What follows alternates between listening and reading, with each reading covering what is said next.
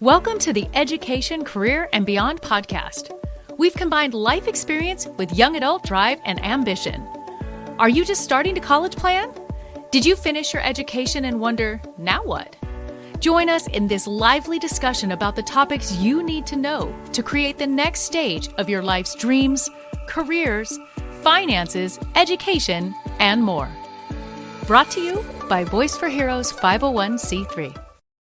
Welcome back to another episode of the Education, Career, and Beyond podcast. Today, we got Ed as my co-host here, and we have author and retired New York Police Department, Vic Farrar, who is going to share a little bit about his journey and what he's learned over his time and across two different careers. How's that for such a great intro? Let me tell you literally something. Forgot every single thing. You got stuck on Vic Farrar, so let's just open that show with that. So before we hit the record button, we were asking Vic about his name. Vic, you said you had a funny story about that. I said witness protection. You said nah, not likely. So maybe you could tell him why it would never be a witness protection name and how you came to the pen name Vic Farrar. Sure. So when I got into writing, I didn't want to write under my own name. I wanted to have a name that kind of popped. And if you probably remember, Ed, there was a television show in the 1970s, early 80s called Taxi. Yeah. And on the show Taxi, Andy Kaufman's character was a guy by the name of Latka. He was a mild-mannered, meek auto mechanic from the Caspian Sea. And occasionally on the show, he would take a blow to the head for whatever reason. Some would drop a wrench or Danny DeVito would give him a smack. And he would take on this persona of Vic Farrar, a guy who had one shirt, one button down, opened up too much and too much cologne. And he'd always be hitting on the ladies and suave debonair, a guy you could probably only take about 15 minutes of. So I thought that was funny. I'm an auto crime detective, so I went with it, Vic Farrar. As far as you're talking about the witness protection program, no, they would never give a person a name like that because when you go into witness protection, they want to dumb everything down. They don't want people asking you questions about your past. So if you, or even really interacting with you. So if you had a name like Vic Farrar, oh, you're Italian. Oh, Ferrari, that's an interesting name. Are you related to the manufacturer of the car? And it would just get into too much explaining. And depending on the person, they might not be able to lie as well as they should. So they would give you a name, like I said earlier, Michael Peterson or Bob Smith. Gotcha. Yeah, I can see how that would be problematic. Particularly if you were Italian, right? So you're from the old country, and next thing you know, the witness protection program is being relocated. All right, so Capri, I know you got a few questions for Vic. Why don't you go ahead and fire away? Do you want to start by telling us a little bit about yourself? You have two very different careers that you've just lived through, and I think that's really interesting. So do you want to tell us a bit about how you became an author and about your time in the police department? Sure. I'm born and raised, Bronx kid, born and raised, lower middle class family. Since the age of 5, I knew I wanted to become a New York City police detective. I tell the story when I was a little boy going to the movies with my mother. Around the corner from the movie house was a police station. So when she would walk me to the movies on Saturdays, I would watch the cops out front. I would look inside the police cars. I'd look at the equipment. I'd watch the cops. And every little boy is gravitated to that gun. So I was like, yeah, I want one of these.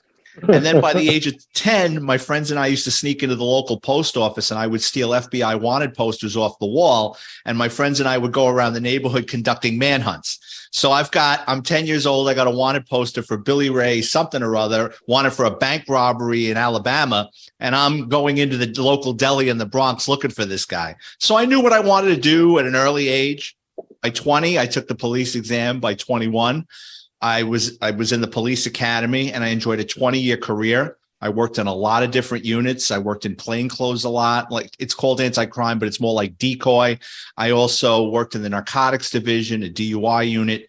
And my last 10 years, I worked in the Organized Crime Control Bureau under the Auto Crime Division. So anything with chop shops, stolen vehicles, exporting cars out of the country, changing vehicle identification numbers on stolen vehicles for resale, identity theft, and a lot of organized crime and mafia cases.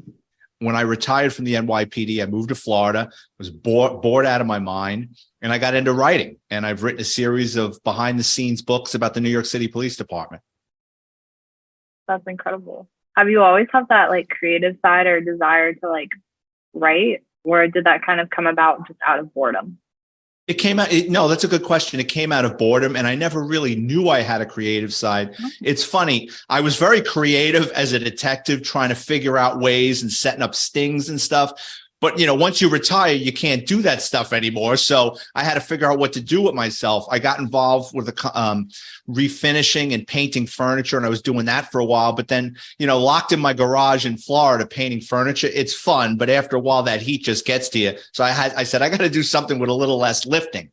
So friends and family said, you got all these stories. Why don't you just start writing them down and write some books? And I thought about it, and I was like, who the hell wants to read what I have to say? But I gave it a shot.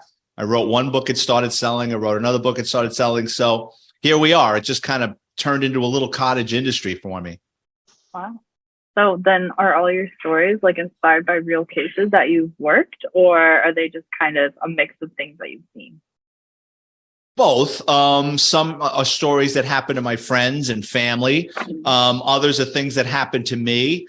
When I got into writing these books, the two things I didn't want to do was get anybody divorced or in trouble or embarrassed. And I'm not a sour grapes person, so I changed the names, the dates, the ranks, the locations. I might move a character that I knew or someone I worked with into another story because it'll fit better. But no, they're inspired by things that really happened to myself, coworkers, or family. Wow. So lots of action in them. Very interesting. Ed, I see your head spinning. You got questions going on in there. I know it. Always got stuff on my mind. So Vic, in this house, we do a lot of police detective shows. I'm kind of curious, how much of that stuff do you actually laugh hysterically like that would never happen? Or versus how much of it you like, hey, that actually sounds pretty interesting. I get it. Or do you just stay away from the genre completely? See, I do tend to stay away from it completely. It's funny. Like I go on Netflix like everybody else, or Amazon Prime, and I look for the documentaries. I'm fascinated by real events and real things that happened. I can't really get into CSI, or I used to watch Law and Order early on, and I liked it because Law and Order is one of those rare shows. I don't know about now, but 30 years ago when I was watching it, it's about the closest thing that you're going to get out of a television series that's real to police work. So every Law and Order starts off with there's a homicide or a crime, right? The detectives come, they're interviewing witnesses, they're gathering information, they're going back and forth with the district attorney's office. We want a search warrant. No, bring us more. We want to lock this guy up. No, bring us more. Then they lock the person up, or they bring them in for questioning, and that leads to something else. And then at the end, you get the 5 or 10 minutes of the prosecutor's standpoint of how the strategies, how they're going to prosecute this case. It all comes full circle in an hour, which we all know is nonsense. But Law and Order is about the closest thing that you're going to see on television. Yeah, so we just had this conversation the other night in my home, Vic, which is the idea that you can encapsulate that case and get it solved in an hour. That bugs me. I kind of either want a whole season walking through a case or 3 or 4 episodes, depending on what it looks like, which brings me to my next question. If they approach you and said, hey, Vic, we love your books. We'd like to do a television show or a movie about them. How would you feel about that? Would you jump on it? You're like, that's not really what I signed up for. Where does that sit in your to-do? Oh, I would jump in with both feet. No, I'm more afraid of somebody ripping me off. I would listen if someone came to me and said, listen, we want to option your book, or we want to use your book or use you as a consultant in your stories for something. Yeah, no, I'd listen. Absolutely. Right. So that brings me to the next part of that question, which is what is the game plan? You write for fun? Is there like an end game for this? Or you just like, I'm just doing it and whatever becomes of it becomes of it? I got into writing because I was bored, and it challenges me for now. It keeps me busy. And I'm making money with it. And here's the thing that a lot of new authors or self-published authors don't realize. Like, you could write the greatest story, the greatest book in the world, but if you don't promote it, it's not going to sell. It's just, if people don't know about it, it's not going to sell. So a third of my time is spent on marketing. And I quickly realized after a year or so that podcast was the way to go to get my message out there. And people like yourselves are so nice to listen to me and put me on your forums that every time I go on a podcast, I'm exposing my material to a whole new audience. So, and thank you, because it's people like yourselves that help me sell books. The end game, I'm going to do it until it's no longer fun. And then I'll do something else. I might do this for the rest of my life if it challenges me and it continues to be lucrative. And if it doesn't, I'll figure out something else to do with my time. Gotcha. Hey, Capri, before I turn it back over to you, Vic, I got another question for you. Okay. Related to what you said. I was going either way, so it doesn't really matter. You said that you knew at 5 what you wanted to do. Talk to me a little bit about 5 to 19, 20 is a big stretch. How did you, for a young person out there going, I want to be a police officer, or I have an idea of what I want to do. How did you develop that, stay engaged with that? How did you get to that? Because that's a long time to be sitting there going, I can't wait to be a police officer. How did you develop that curiosity and feed that? Well, first of all, my parents wanted to kill me because as a boy and from 5 to 19, right, or 20 when I took the exam, my only interest in life was police work and sports. And my father was a hardworking guy, worked 6-7 days a week. He just didn't understand it. And I had a wonderful relationship with my father, but he just couldn't fathom. He didn't grow up in a sports household. So he didn't understand. Like he used to say, he goes, you watch all these games, you know, all these statistics. He goes, these people aren't going to do anything for you. It's entertainment. He goes, you're too into this. They had no problem with me going into law enforcement, but they definitely wanted me to hedge my bets. They wanted me to go to college. I didn't want to go to college. And then, when I was getting out of high school, there was a 2-year gap where I wasn't eligible to become a police officer. And my parents were like, what are you going to do in this 2 years? And what if you take the exam and you fail, or there's something wrong with you that comes up on a physical exam that they're not going to hire you, or they stop hiring, you're going to be screwed. So my dad did everything he could to get me into the trades. He dragged me out of the house to Long Island City in Queens to sign up for the electrician's exam. And then I purposely tanked the test. And he's like, I know you failed that test on purpose, which I did. But, it was like, it was definitely a game of cat and mouse. And my parents and they were right. They said, as soon as I always worked. I worked in high school. But when I got out of high school, they said, listen, you can live here, but you got to work. You have to have a job. And it was like, catch me if you can, because I would leave the house with one job and come back with another. And I had more bullshit jobs. I cleaned planes on the midnight at LaGuardia Airport. I unloaded trucks at UPS. I delivered pizza. I went to an exterminating company and gave a bogus reference and was working for this exterminating company for about a month. And the guy liked me. So he couldn't figure out why I left the bigger exterminating company that I never worked for. So he calls the guy up, right? And the guy goes, I never heard of this kid. So I come into work one day and he goes, I just talked to, Bob at Helping Exterminating. They've never heard of you. Who are you? And I says, oh, now you're going to fire me? He goes, you've been going out spraying poison and putting down rat poison. And he goes, I can't have you just doing it. He goes, where did you think you could do this? And I'm like, I just watched the other guys do it. So I just figured I could do it. You gave me a route and I just started doing it. So I had so many crazy different jobs. I worked on the second floor of a boiler room selling newspaper ad space. And I was like the youngest person in there by decades. It was like that song Piano Man by Billy Joel. It was like all these broken down losers fighting over sales. And I'm in there 20-year-old kid. And they're all looking at me like, it's dye jobs and toupees and older women with denture cream. And I'm sitting there calling people up trying to sell crap. And, I was like, I got bored and I left there, but I always knew what I wanted to do. I'm lucky that I'm maybe that 1% of the population that knows what they want to do and is lucky enough to get the job they want or the career they want. So related to that, Vic, if somebody wanted to follow in those footsteps and go, I'm committed, I want to do it. 2 questions. One, what would you recommend them to do to go if they want to go in the police force? And secondarily, What did you learn from all those little jobs that might have contributed to your success as a police officer? You just stole one of my questions. You're welcome. Okay. All right. So to become a police officer nowadays, most police departments, you need college, right? So obviously, if you're going to go into law enforcement, you got to get at least an associate's degree. Take courses besides criminology.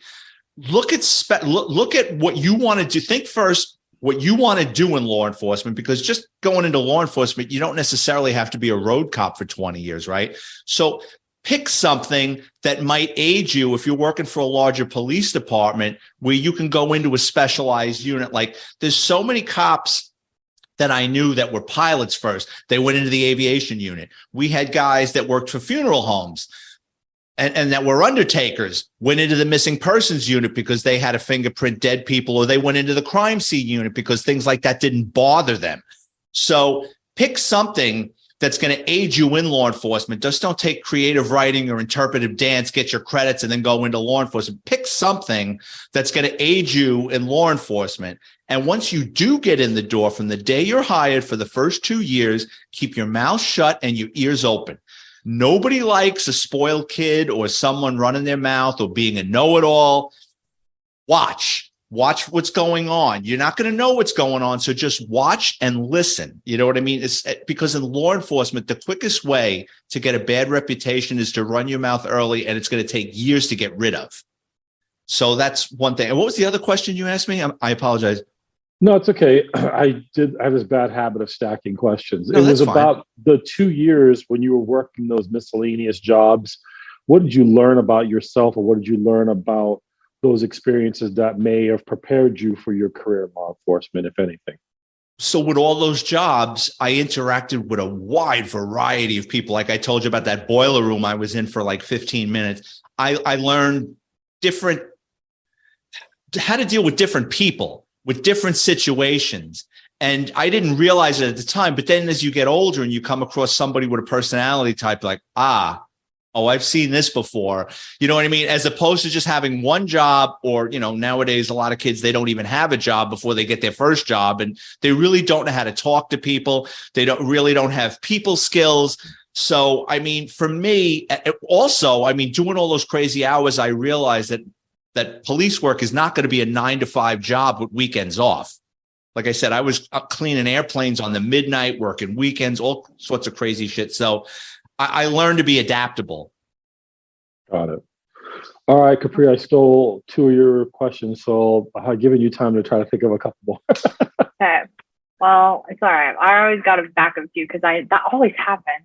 So kind of on the theme of like learning things in the in-between waiting time, what is like one of the biggest lessons that you've learned through like your transition of careers, or like maybe post police department, just kind of reflecting back on all your experiences that you've had? Could you rephrase the question? I apologize. No, you're all good. What are just some of like the biggest things that you've learned, either like when you've transitioned like out of the police department into creative writing, or just like between the different jobs, or just like in general from your various jobs that you worked? Because there's a lot of them, it sounds like. Yeah, it's the same as the police department. I moved around a lot until I found exactly what I wanted to do. Mm-hmm. What I would do is I'd work at a unit for a while, and then once I got bored after a couple of years, or the unit was going to be dissolved, I was like, okay, I'm out of here. And then I would put in for something else. I always tried to have good evaluations. I always tried to get along with my supervisors, because the quickest way to get stuck in the mud in the NYPD is to piss someone off. And the department is so large with 40,000 members, they could hide you anywhere. So you didn't want to fall into that trap. As a detective working in organized crime, you're using so many different resources. It's just amazing. And sometimes you got to find your own resources. Like one time we had a pole camera across the street from a chop shop, and we were watching cars go in and then they weren't coming out. So we had this camera that was recording license plates. And it just seemed to happen that a couple of times at like 5, 6 o'clock in the afternoon, these stolen cars were going in. And by the way, the sunlight was hitting the back of the car, you couldn't read the license plate. So this is the mid 90s where we were taping things on VHS tapes. So we couldn't make out the plates. I brought it down to our tech guys at Police Plaza. They looked at it. They said, no, we can't do anything with it. And I'm not one to take no for an answer. So my partner's like, well, I guess we lost those 3 or 4 cars to get a warrant because we don't know the plates. So I said, no, you know what? I said, they're not the be all end all. There's got to be another way. So we're coming up the West Side Highway. I says, get off in the 50s, get off in 57th Street. So we got off 57th Street. On 57th Street is CBS Studios where they filmed 60 Minutes. So we just parked the car. I banged on the door. A security guard opened the door. I says, listen, I says, detective, I says, can we talk to the guys from 60 Minutes? He goes, yeah, come on in. Let us in. It wasn't like Dan Rather was there, but I'm standing in the 60 Minutes booth where they, working on things. Yeah. And I said, listen, I'm a detective in the auto crime division. I have this tape. Can you enhance it that we could get a couple of licenses? Oh, yeah. And it's like, yeah, we're going to put this on digital. Now, I didn't know what digital was. Like, what the hell is digital, right? And they're taking the tape and putting it on digital. And we were able to get a couple of plates that way. So I guess never take no for an answer. And just, if you hit it, life's not a video game. When you hit a dead end, go left or right. I think nowadays the gaming generation, it's like when they come to a roadblock in life, it's like, thank you for playing Nintendo. It's like, no, there could be something around the corner, make a left or a right, look around, see if you can figure it out. Besides resilience and resourcefulness, do you think there's any other key traits that you need to succeed in the police department or maybe in life in general? You got to be adaptable. You know what I mean? And even though you're working in a place and it's great, they could close the unit up, or you could get supervisors in there that don't really have the same vision as you. You can't just kind of roll up in a ball and pout. That happens a lot in law enforcement, and you'll see a lot of bitter and miserable people, because if you're a precinct cop, right, depending on the precinct, some of these precincts are very busy, and you're going out answering 30 calls a night. You're getting 15 minutes to eat in your car. You're bouncing around. You're not getting the days off, and it burns them out. And what winds up happening is they become miserable. And I remember I'd be early on, the first precinct I went to was this burnt out hellhole in the South Bronx. It was a dumping ground for guys that had screwed up in other places and rookie cops who didn't have family on the job to move them around the chessboard. And I'm in this, hellhole, and I'm saying to myself, oh no, I'm not going to be, as a 21-year-old, I'm seeing men in their 40s and 50s that are still on patrol. They never really got out of uniform and they're miserable. And I said to myself, oh no, that's not going to be me. I got to get the hell out of here before this happens to me. So, and don't listen to the naysayers. Any job, there's going to be somebody saying, oh, don't do that. What are you doing that for? That's them. Don't let that be your life. You know what I mean? Don't get stuck in that rut that you're listening to an idiot. And then before you know it, you're the idiot. Yeah. That's great. That's a good piece of advice. Don't listen to the idiot or you're going to be the idiot. Capri, you have another question, or you want me to? I do. Go ahead, knock it out. Vic, clearly you're a very driven person. You know what you wanted from a very young age. What advice do you have for young adults who maybe don't know what they want to do yet, or they've kind of explored some areas, but they're still feeling lost as far as a career? Do you have any advice for that? I think, the world is different from when I grew up. I'm 57. When we were kids, there were no video games. And there were 3 television stations, even in New York, three or 4. So there really wasn't a lot entertainment value. So we used to go outside and play games and play sports and run around and figure things out. And I think that's important to develop a young mind, as opposed to just sitting there playing video games or watching Netflix. I mean, it's great to zone out when you're an adult, but a child should be challenged. Their minds, they're developing. They should learn different skills. And you do that, just running around in the street with your friends. I'm not talking about gangbanging. I'm talking about playing hockey in front of the house, or throwing a football, going to the schoolyard and throwing a football around. You learn things. team sports. It builds, you learn different things in team sports. You learn how to be a team. You learn different personality types to as opposed to going over your friend's house for a play date and the two of you are sitting there playing video game. Yeah. I know that's what I do on my play dates.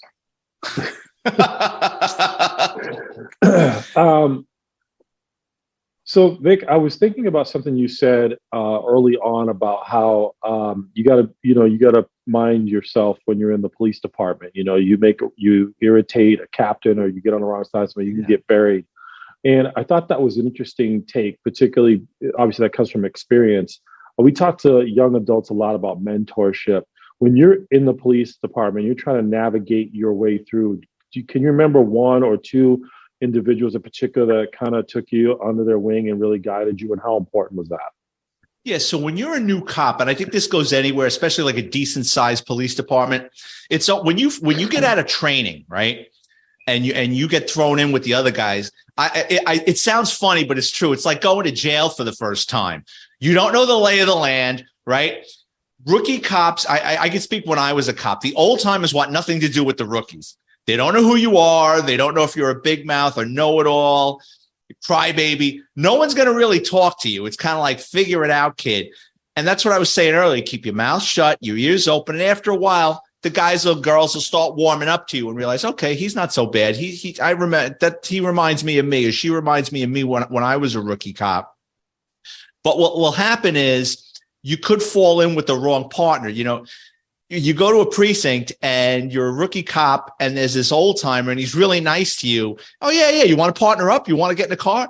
A rookie cop's going to jump at that. A, they want the acceptance. B, they don't want to get stuck on a foot post or guarding a DOA in an apartment somewhere. So it sounds great to work with this guy. But you don't have that wisdom and knowledge like, well, he's 40-something years old. Why does he want to work with a 21-year-old kid? Because he's a scumbag and nobody else wants to work with this guy and he's always getting in trouble. It's just get good evaluations, stay out of trouble, and don't listen to the biggest mouth in the locker room. More cops have gotten in trouble. It becomes a pack mentality and they listen to the guy with the biggest mouth in the locker room and they don't want to be able to. It's like the schoolyard. You don't want to break away from the pack. You don't want to be the outsider. But eventually those guys wind up getting themselves in trouble and they'll take a couple of guys down or girls with them. Oh, wow. I was also curious about being a detective. Can you tell those for those of us who really don't know what the difference is between being a beat cop and a detective? What is the differences between those two things? Sure. So like in New York, right? New York is civil service. The latter is civil service. So it's cop, you take a civil service exam, sergeant, you take an exam, lieutenant, captain, and then any above captain, that's when the politicking begins to become deputy inspector, inspector chief. Detective is lateral from a cop. You're not over a cop. You can't give a cop orders, but you're a lateral. Okay. So you're making probably about $3,000 or $5,000 more than a cop, and your hours a little different. In the NYPD, to become a detective, you have to work. Now it might have changed, but while I was there, you had to work 18 months in an investigative unit to get your detective shield. So narcotics, vice, auto crime division, internal affairs, inspection. There's so many units in the investigative units in the NYPD. If you go into one of these places, you get good evaluations. After 18 months, you're rewarded and you're promoted to detective. The difference is this. When you're a cop in a precinct, you're responding to the radio. Your whole existence is going to the radio, be it a cat in a tree, a bank robbery, a domestic, a DOA, a plane crash, whatever it is, whatever that radio is calling, you're going, and your job is to answer those calls. When you're a detective, depending on the unit, your responsibilities are different. So if you watched Barney Miller on television, that's the closest thing to what a real detective squad is like. It's on the second floor of most NYPD precincts. There's usually 20 people in there. They work in shifts of 6 or 7. And patrol takes in complaint reports of 61s. And if there's some bad checks, homicides, you name it, it gets kicked up to the squad and they investigate it. They make arrests or they close it out. If you're working like I did in organized crime, our mission was the mafia, or organized rings that were stealing cars. So if you ever saw the movie Heat with De Niro and Pacino, that's kind of what we did, but not as well dressed. We were in jeans and sneakers, and we didn't have really nice cars either. But we went after, we would pick off the garden variety pain in the ass car thief, but we went after the chop shops, the guys running the operations. Gotcha. So you were in that detail for, you said 10 years. In your bio, you said you got some funny stories. Give us one of your best stories where you and your partner and your team just started cracking up after it was all said and done. What, the auto crime division? Yeah. You want funny, or you want cases, or? I want funny. I want either something really stupid that you saw or something that made you guys laugh. That was ridiculously funny. Well, I'll tell you funny. I get a phone call from the director of security for Mercedes-Benz. He says this Mercedes comes in and the VIN number just doesn't compute. And they call Deutschland, and Germany reports back that the car was reported stolen in France. And it's there now. So I get down there, the guy's already gone. I says, well, give me the guy's license plate. I run the license plate through 50 states. Doesn't come back to anything. So it's like a ghost. So he goes, well, he's coming in next week for his navigation system or something. I says, great. Next week, my partner and I, bright and early, get up. We're sitting alongside the west side of Manhattan waiting for this car to come in. We see the car getting online to get in. It's got diplomatic plates. I said, oh, shit, that kind of changes things. So we're not supposed to really deal with diplomats. If you can't detain a diplomat, right? So I watch the car go in. We park our car on the side. We go into the Mercedes dealership, and I'm watching this guy. Guy about 45 years old. He looked like the bass player for U2, Adam Clayton. And he's like in his 40s, right? And he's with this really attractive 20-something-year-old Tootsie. She's pregnant. Like, she looks like she's going to give birth in 10 seconds, and she's wearing a chinchilla coat, right? So and they're looking at cars, they're having the time of their life, and they leave, right? I run into the garage. I copy down the VIN number. I get the license plate, which is a diplomatic plate. I says, all right, give them the car back. Don't say a word. I'm going to look into this. So I had to find out, is this car really stolen?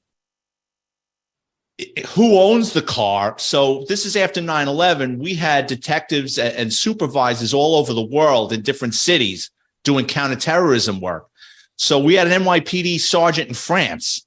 I'm calling this guy up, 5-hour time difference. I says, listen, I need you to tell me, what's the story with this car? Was it really reported stolen? Who owns the car? Right? He's working on that. I find out that the car was shipped into the United States from Cote d'Ivoire, which is this little country in Africa that makes Nigeria look like Disney World. And I'm saying to myself, what is this? Like, there's just so many moving parts. We find out it's not the diplomat. He's not a diplomat, but he's married to a diplomat from the island of Vanuatu in the South Pacific. So he enjoys the same protections as a diplomat. So I can't arrest him either. So the State Department tells me, look, you can't arrest him. I says, well, then I'm just going to get a key cut from Mercedes and steal their car back. And he goes, oh, no, you can't do that either, please. He goes, what I'm going to do is I'm going to bring the diplomat in. I'm going to explain to her what's going on. He goes, more than likely, he goes, there's only like 3 or 4 diplomats from Vanuatu. More than likely, she's going to hand the car over. She doesn't want a beef. She doesn't want this getting back to her country that her husband imported a stolen car. I said, all right. I show up one day at the State Department. This woman's there. And she's apologizing. I'm so sorry for the inconvenience, but that's not the woman I saw with the guy. This woman's like 45 years old, right? So I says, where's your husband now? Oh, he's out of town on business. I don't know how this could have happened. I says, all right, no harm, no foul. Give me the keys. I take the car back. I give it back to the company. The company gets shipped back to France, right?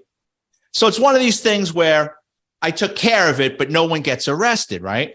So I'm a little pissed off about it. About 3 weeks later, one of my guys in my office goes, there's some English guy on the phone and he's cursing up a storm. He wants to talk to you.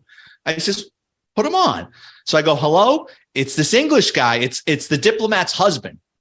And he's like, he's pounding his chest because the wife is there. And he's like, you had no right to take that car. That car was ours. I have paperwork for that car, blah, blah. And he's just going on and on and on and on. Right. And I go, you know, it's funny. I met your wife. And that's not the woman I saw you in the Mercedes dealership with. Did your girlfriend have the baby yet? You could have heard a fucking pin drop. He's like, Thank you, detective. And he got off the phone. So never heard another thing about that. Yeah, I bet. That's a story. Yeah. I mean, there's so much more to it, but this is why the man writes books, right? By the way, is that great. story in your? yeah, in that your book, that story is in Grand Theft Auto, the NYPD's auto I crime love division. So, Vic, we really appreciate you joining us. I'm sure Amy's going to put it on the podcast when it gets published. But tell folks where they can find your books. And I know we're not supposed to say this, but what's your favorite one that you wrote? What's the one that you love the most? Oh, they're all my children, but yeah, I know. My mother used to watch All My Children. So NYPD Law and Disorder. It's got a lot of embarrassing moments and things that happened to me, including me in a public restroom with my gun belt on a hook, and a bunch of teenagers ran into the next stall. One of the kids jumped up on the toilet and grabbed my gun belt. I jump up, try to pull my pants up with my left hand, and I pull the kid over the stall. He grabs onto my gun belt. So now I got to let go of my pants, and it's a hockey fight over the stall. His friends run into the next stall, and now we're having a tug of war with this kid over the wall. He lets go of my gun belt. It hits the floor like a fumble. They pull him over the wall and break the wall. I pull up my pants. I snap on my gun belt. I run into the food court of this mall, and there's like this 300-pound guy buffing the floor with a Sony Walkman. And I'm like, sir, did you see a bunch of teenagers run out of here? He takes the Walkman out. He burps and he goes, no. So that's a story I kept to myself for 30 years until I got into writing books about law enforcement. There's so much more to it because I locked up a couple of guys with a couple of kilos. I was on top of the world, and I wound up almost losing my gun belt in a public restroom. That is fantastic. So, Vic, tell them where they can find these books so they can get more of these interesting stories. Sure. So just go to Amazon books section, type in my name, Vic, V-I-C, Ferrari, like the car. All my paperbacks will come up. They're $10 paperback, $2.99 ebook download. And if you want to get a hold of me on Twitter or Instagram, it's at Vic Farrar 50. Vic, that was very exciting, very entertaining. Thank you for sharing your experiences with the folks out there. We're going to wrap it up right here. Another great episode of Career Education and Beyond. On behalf of Capri and our guest, Vic, this is Ed. We'll see you in the next episode. Oh, before I forget, I always mess this up, Vic. If you like it, give us a thumbs up. If you really like it, share it with other people. And if you love it, subscribe so you can get notified when we have our next episodes up for those to enjoy. I will do all three. Oh, thanks. Appreciate it. That wasn't specifically for you, Vic, but we'll take it. All right. Thanks, Vic. Appreciate you having you on. Thank you.